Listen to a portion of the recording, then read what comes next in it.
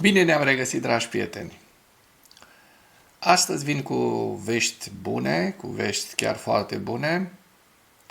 Ucraina a reușit să semneze un acord cu minerale cu Statele Unite ale Americii, un acord care, așa cum veți vedea, este unul bun pentru Ucraina, nu este acordul pe care l-a propus anterior Statele Unite Ucrainei, prin care, practic, Ucraina era tratată ca și o colonie de ultima speță din secolul, nu știu, 18, să zicem, ca și o colonie britanică sau mai știu eu ce colonie franțuzească de prin Africa. Nu, iată că Ucraina a reușit să negocieze un contract foarte ok, zic eu, din ce am văzut până acum, sper să nu mă înșel, dar contractul este foarte, foarte bun, zic.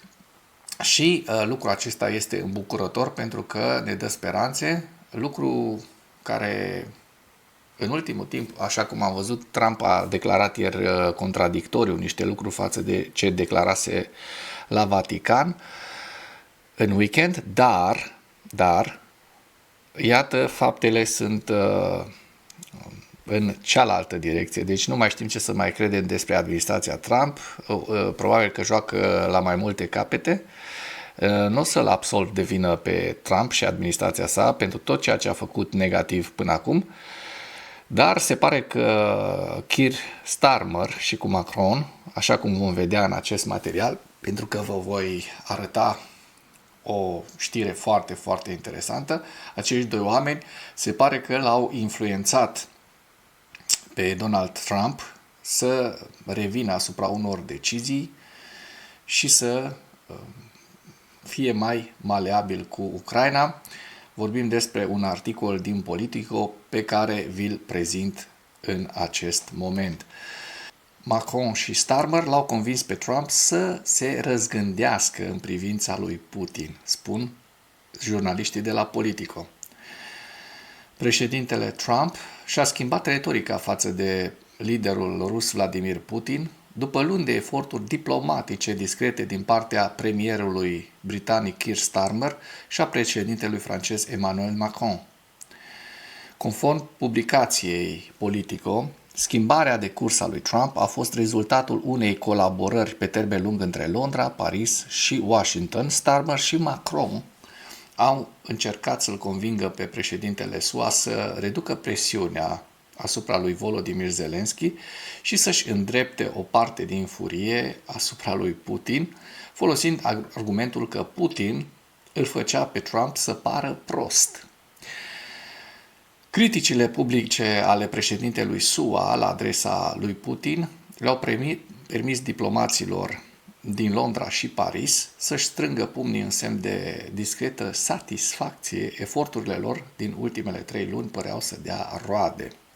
Publicația relatează că rolul cheie în negocierile cu administrația americană a fost jucat de către consilierul britanic pentru securitate națională, Jonathan Powell, și de secretarul apărării, John Gilley, iar eforturile lor au fost coordonate de către ambasadorul SUA în Regatul Unit, Mark Burnett, la rândul său secretarul britanic de externe, David Lammy, a declarat că a avut 13 conversații în acest an, doar în acest an, cu secretarul de stat american Marco Rubio, Starmer și Trump fiind aproape tot atâtea. Zelensky a reușit în mod clar să influențeze gândirea lui Trump la Roma, a declarat un fost ambasador britanic, vorbind sub condiția anonimatului. Potrivit acestuia, Marea Britanie și Franța au subliniat în mod constant că Putin nu îl respectă pe Trump, încălcând constant armistițiul pe care l-a declarat chiar el.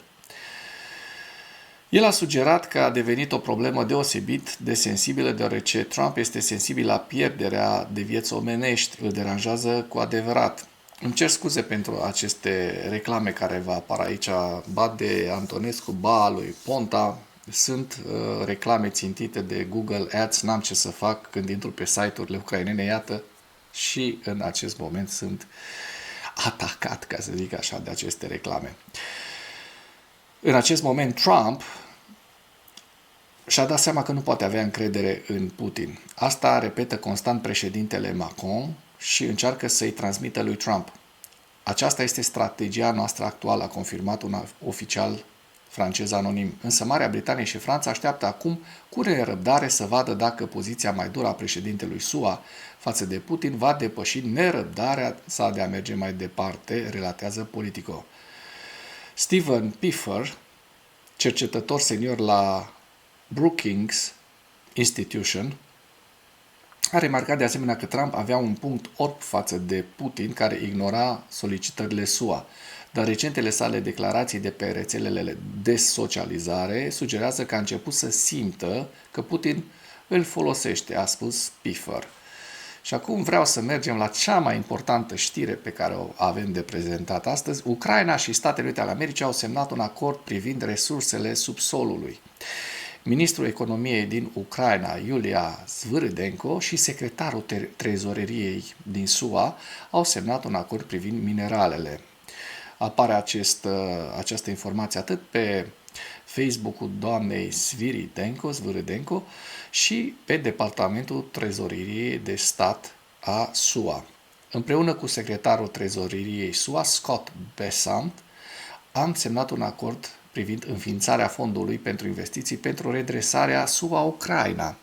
Declarație directă a secretarului trezoreriei SUA, Scott Bessent, spune: Statele Unite sunt hotărâte să contribuie la încheierea acestui război brutal și lipsit de sens. Acest acord transmite un semnal clar Rusiei că administrația Trump este angajată într-un proces de pace care are în centrul său o Ucraina liberă, suverană și prosperă pe termen lung. Președintele Trump a conceput acest parteneriat între poporul american și poporul ucrainean pentru a demonstra angajamentul ambelor părți față de pacea și prosperitatea durabile în Ucraina.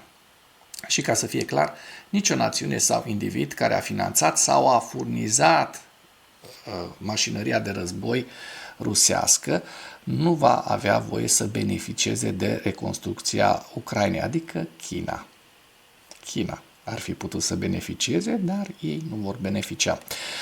Zviridenko a enumerat principalele prevederi ale acordului privind subsolul. Atenție, pentru că sunt foarte importante.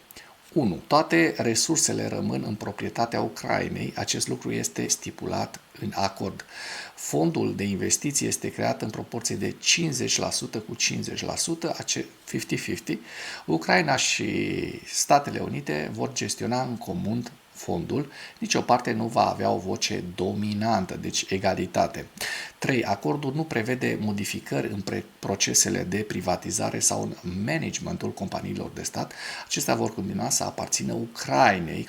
Companii precum Ukrnafta și Energoatom rămân deținute de stat.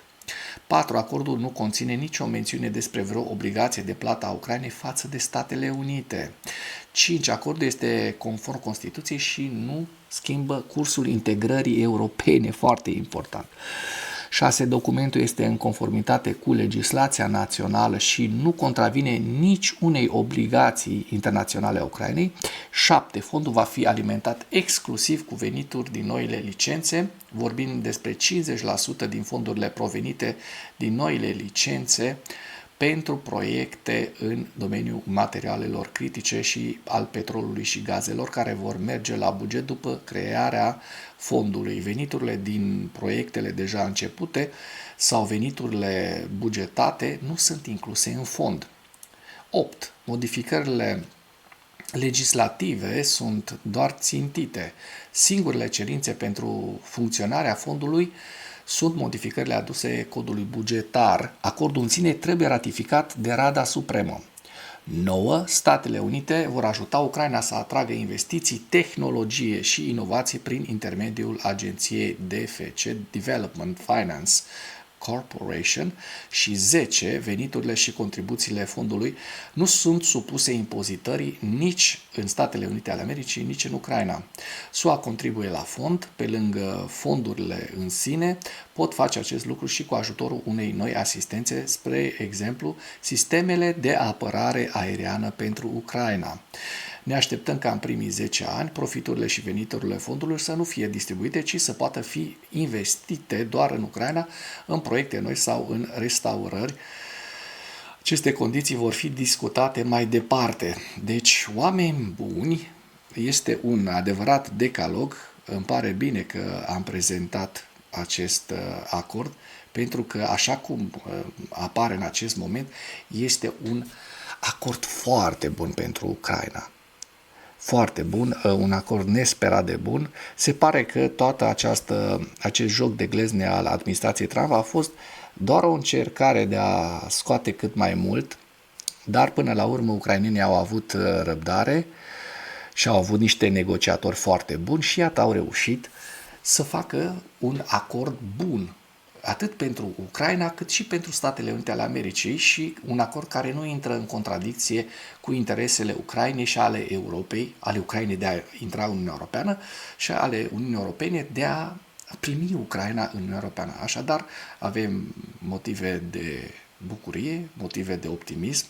Pe 1 mai, iată, Ucraina a semnat un acord bun cu Statele Unite ale Americii privind metalele rare.